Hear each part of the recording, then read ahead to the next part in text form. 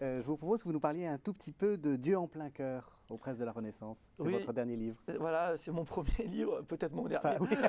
C'est le dernier livre, c'est le livre que vous venez d'écrire. J'ai accepté d'écrire ce livre, voilà, pour partager un peu ce parcours un peu particulier, parce que Dieu en plein cœur, le titre lui-même reprend un chapitre qui s'appelle D'une balle en plein cœur.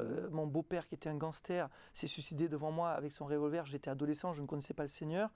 Il y a toute cette notion élevée par un truand, mais aussi né de père inconnu, puisque j'ai jamais connu mon père, je l'ai connu qu'à l'âge de 20 ans, retrouvé dans des circonstances vraiment providentielles. Et j'ai accepté d'écrire ce livre pour deux raisons. D'abord, en obéissance à mon père spirituel et à mon évêque. La première raison, c'est pour montrer que rien n'est fichu, même lorsque c'est très mal parti. Et la deuxième raison, c'est pour dire que le Seigneur peut appeler à son service même des bras cassés comme moi, et notamment au sacerdoce.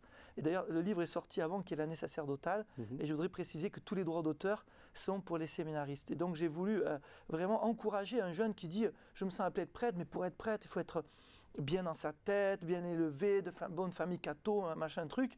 Je dis « oui, c'est vrai, c'est super, mais si jamais tu te sens un peu cassé par la vie et pas très fort, mais sache que Jésus t'appelle aussi, au sacerdoce ». Donc voilà un peu les deux raisons pour lesquelles j'ai accepté. C'est quoi qui a fait que vous avez accueilli Dieu, la présence de Dieu ?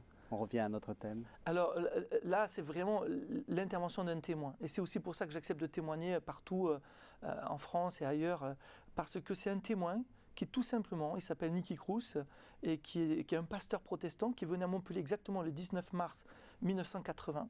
Il est venu, il a témoigné, et moi j'étais dans une période de ma vie, juste après le suicide de mon beau-père, en pleine révolte, j'étais un adolescent pas très bien, voilà, on peut dire pas, qui prenait la pente glissante, voilà.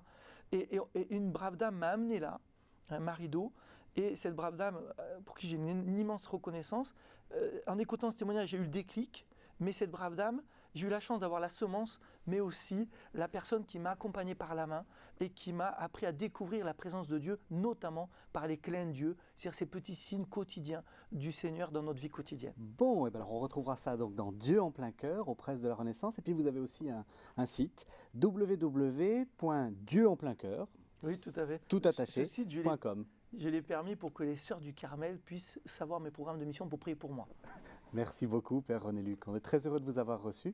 Merci de nous avoir suivis. À la semaine prochaine.